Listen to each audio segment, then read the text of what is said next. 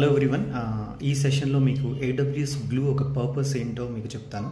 So AWSలో మనకు ETL process చేయడానికి మనకు గ్లూ అనే సపరేట్గా సర్వీస్ ఉంది. అంటే ఇక్కడ కంప్లీట్గా ETL ప్రాసెస్ చేస్తాం. ఈ గ్లూతో మనం డిఫరెంట్ సోర్సెస్ని కనెక్ట్ అవ్వచ్చు. లైక్ అమెజాన్ S3 బకెట్ కానీ, రెడ్ షిఫ్ట్ కానీ, లేకపోతే మీ ఆన్ ప్రెమ్లో SFT కానీ, FTP కానీ, రెస్ట్ APIs. సో ఏ టైప్ ఆఫ్ డేటానైనా మనం ఇక్కడ హ్యాండిల్ చేయొచ్చు. Like batch processing data, real time streaming డేటాని మనం డిఫరెంట్ సోర్సెస్ నుంచి మనం ఇక్కడ కనెక్ట్ అయిపోయి ఆ సోర్సెస్లో ఉన్న డేటాని ఎక్స్ట్రాక్ట్ చేసుకొని తర్వాత transformations means like data cleaning, data validations and ఒక స్కీమాని ప్రిపేర్ చేసి అండ్ ఫైనల్గా మనకు కావాల్సిన వ్యాలిడేషన్స్ అన్నీ పర్ఫామ్ చేసుకొని బిజినెస్ లాజిక్ అప్లై చేసి మన డెస్టినేషన్స్లో లోడ్ చేయొచ్చు. ఐదర్ మన రిలేషనల్ డేటాబేస్లో కానీ లేకపోతే డేటా వేర్హౌస్లో కానీ మనకి ఇక్కడ లోడ్ చేయవచ్చు అనమాట ఈ గ్లూ యూస్ చేసి.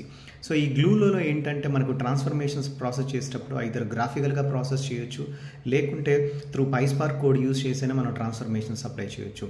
సో గ్లూలో ఉన్న అడ్వాంటేజెస్ ఏంటంటే ఇది ఒక సర్వర్లెస్గా మనకు వర్కౌట్ అవుతుంది. అంటే ఇక్కడ మనం ఎలాంటి సర్వర్స్ క్రియేట్ చేయాల్సిన పని లేదు. సో ఇన్ఫ్రాస్ట్రక్చర్ కానీ ఈ సర్వర్స్ మొత్తం మనకు AWS చూసుకుంటుంది. సో ఇంకోటి ఏంటంటే గ్లూలో చాలా అడ్వాంటేజెస్ ఉన్నాయి. మనకేంటంటే సోర్సెస్లో ఏదైనా స్కీమా చేంజ్ అయింది అనుకోండి. ఫర్ ఎగ్జాంపుల్ మీ యొక్క సోర్స్ నుంచి ఒక ఫైల్ వస్తుంది. ఆ ఫైల్లో ఫర్ ఎగ్జాంపుల్ టుడే 4 కాలమ్స్ ఉన్నాయి.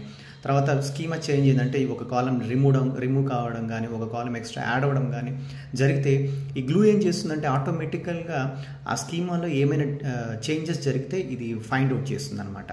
సో వాటితో పాటు ఇక్కడ ఏంటంటే మనకి AWS గ్లూలో ఆటో జనరేటెడ్ మనకి ETL స్క్రిప్ట్స్ అనేవి మనకు జనరేట్ అవుతాయి. సో ఆ ఆటో జనరేటెడ్ స్క్రిప్ట్స్ మనం తీసేసుకొని మనం ETL ప్రాసెస్ అనేది చేయొచ్చు. సో ఈ AWS గ్లూ మనం హ్యాండిల్ చేసినప్పుడు ఏంటంటే కొన్ని ఇంపార్టెంట్ కాంపోనెంట్స్ ఉంటాయండి. ఆ కాంపోనెంట్స్ని మనం ఆర్కిటెక్చర్గా మనం డిస్కస్ చేసుకోవచ్చు. లైక్ మనకు గ్రూప్ క్రాలర్ కానీ లేకపోతే గ్లూ కెటలాగ్ కానీ ఇవి మెజారిటీగా ఈ 2 థింగ్స్ ప్లే చేస్తాయి. ఈ క్రాలర్ ఎందుకు పర్పస్ ఏంటంటే మన సోర్సెస్లో రైట్ మనకు స్కీమా మనకు ఫైల్ ఉందండి. ఫర్ ఎగ్జాంపుల్ S3 బకెట్లో నాకు ఒక ఫైల్ ఉంది.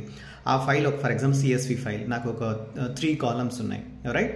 సో ఈ క్రాలర్ ఏం చేస్తుందంటే మనకు మీ యొక్క S3 బకెట్ కనెక్ట్ అయిపోయి అక్కడ ఆ ఫైల్లో ఉన్న ఏదైతే స్కీమా ఉందో లైక్ ఐడి, నేమ్ ఇలా ఉంటుంది కదా, ఆ స్కీమాని స్కాన్ చేసి రైట్ ఆ ఇన్ఫర్మేషన్, ఆ మెటా డేటా, ఈ హెడర్ ఇన్ఫర్మేషన్ మనకి ఏం చేస్తుందంటే కెటలాగ్ ఇస్తుంది. ఈ డేటా కెటలాగ్, ఈ డేటా కెటలాగ్ ఒక పర్పస్ ఏంటంటే సో మెటా డేటా ఇన్ఫర్మేషన్ మొత్తం మనకు డేటా కెటలాగ్లో మనకు స్టోర్ అవుతుంది అనమాట రైట్.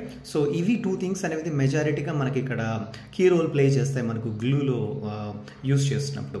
సో మెజారిటీగా రియల్ టైమ్ ప్రాజెక్ట్స్లో మనకు గ్లూ యూస్ చేస్తున్నప్పుడు ఏంటంటే మనం ఇక్కడ జాబ్స్ని షెడ్యూల్గా రన్ చేయొచ్చు మనం ఇక్కడ. Thank you everyone.